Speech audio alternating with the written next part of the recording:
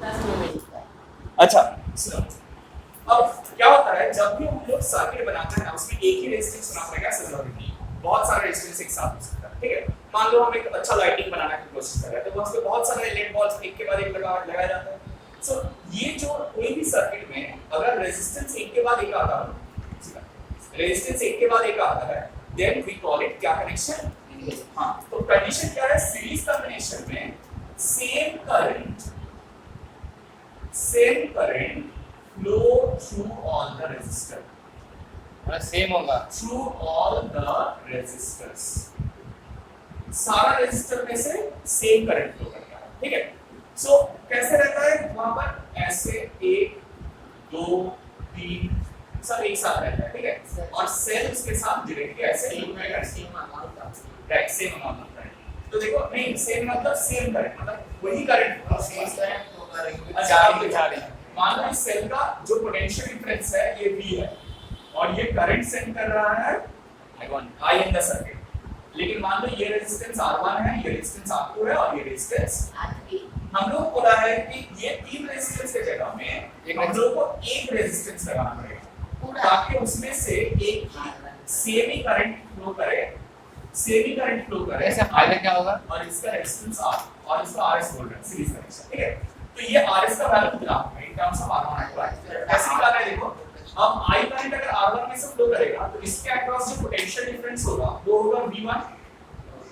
V1 का value क्या होगा according to Ohm's law, I R1 होगा। सिमिलरली इसके अक्रॉस जो पोटेंशियल डिफरेंस होगा वो V2 which is I into, और इसके अक्रॉस जो पोटेंशियल डिफरेंस होगा वो V3 I into, right current same होगा इसलिए I लिखा हुआ। अब क्या हो रहा है, ये जो V1 V2 V3 ये किससे बन रहा है, V से बन रहा है। So can I right V is equal to V1 plus V2 plus V3 क्या नहीं है। और ये वाला सर्किट के लिए V is equal to I into RS। क्या समझ में आया, तो क्या लिखे थे V equals to V1 plus ये जो V1 V2 और V3 ये रेजिस्टर और ये रेजिस्टर और ये रेजिस्टर के अक्रॉस पोटेंशियल डिफरेंसेस है, ये कौन दे रहा है, पूरा पोटेंशियल डिफरेंस कौन दे रहा है, ये सेल दे रहा है। तो ये सेल का जो पोटेंशियल डिफरेंस है that is equal to V1 plus V2 plus V3। समझ आ रहा है। सो क्या हो जाएगा, ये V की जगह में I can write I into RS and that will be equal to V1 क्या है I into R1, V2 क्या है I into R2 और V3 क्या है I into R3। R common, I common from all of them and cancel it off from both sides। So RS equal to R1 plus R2 plus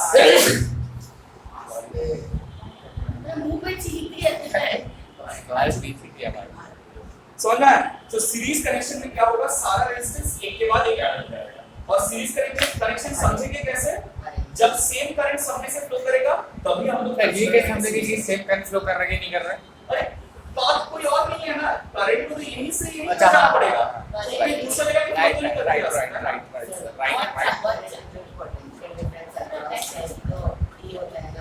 हाँ right, ये होता है इसको ही लिखो अगर आप RS को लिख दिया बिकॉज़ दोनों में सेम रहते हैं, you can write it difference.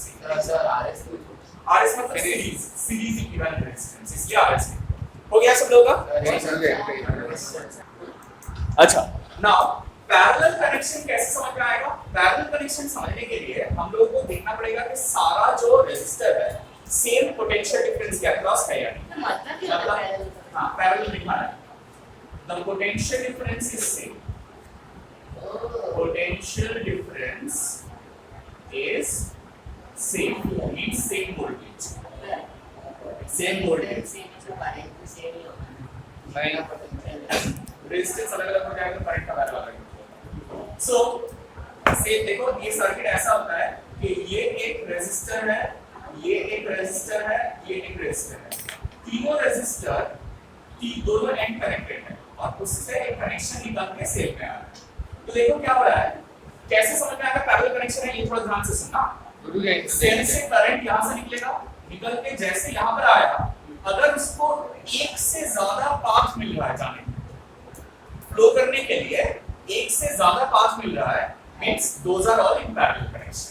तो देखो करंट जैसे यहां पर आएगा I1, ये तीन ब्रांच में टूट जाएगा, I1 I2 और I3। सो जहां पर करंट का ब्रांचिंग होगा, ये याद रखना, क्या याद रखना, जहां पर भी करंट का ब्रांचिंग होगा वहां पर the connections are in parallel connection, ठीक है, ब्रांचिंग हो रहा है मतलब ये पैरेलल कनेक्शन। रेजिस्टेंस का आधा रहेगा।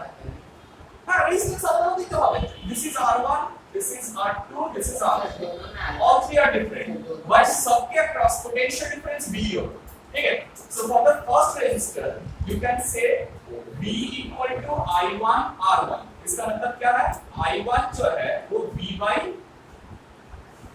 R1 है, समझ आया। सेकंड के लिए V equal to I2, तो I2 क्या हो जाएगा V by R2, और थर्ड के लिए V equal to I3 R3, so I3 क्या हो जाएगा V by R3, समझ रहे हैं। अब बोल रहे हैं कि ये तीनों का कॉम्बिनेशन एक रेजिस्टर से अगर होगा तो वो रेजिस्टर का वैल्यू कितना होगा, से दिस इज Rp, ये Rp निकालना है हम लोग, we need to find out this Rp। इसमें भी करंट I फ्लो कर रहा है और पोटेंशियल डिफरेंस V है, तो इसके लिए क्या करेंगे, इसके लिए current equation I equal to, हां बोलो क्या बोल रहे हो,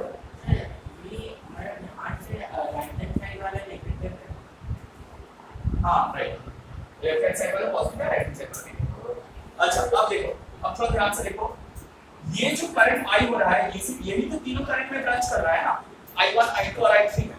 सो what I write is I equal to I1 plus I2 I/3 बोल देंगे ना, I/3 तो হবে না না, সবকটা রেজিস্ট্যান্স এর ভ্যালু কি সেম, ও মানে রিকোয়ারমেন্ট আলাদা আলাদা ভ্যালু আলাদা, তাই না, বুঝা গেছে। তাহলে এই যে I টা, এই I টার ভ্যালু কি হবে, V by RP equal to I1 হচ্ছে V by R1, I2 হচ্ছে V by R2 and I3 is V by, अब कॉमन लेंगे so if I take V common and cancel it from both sides, we'll have 1 by RP equal to 1 by R1 plus 1 by R2 plus 1 by R3, क्या same है, ये तो reciprocal connection है, वो तो direct connection, कैसे नहीं। अच्छा ठीक है, ये समझ में आया सब लोगों को ये फार्मूला, ठीक है।